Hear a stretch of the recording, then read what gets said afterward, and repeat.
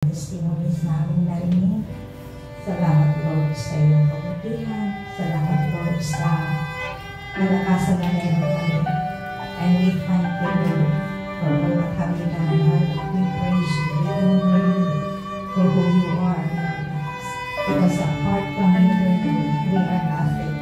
But thank you Lord for always being with us in time of parental. You are all with us, my Lord.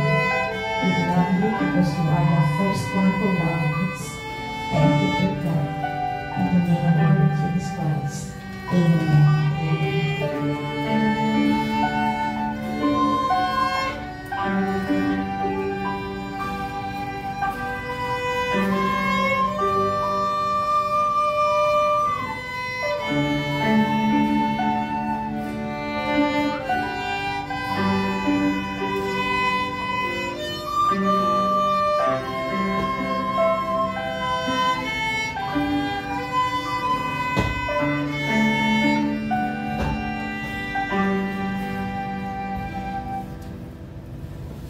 Amen.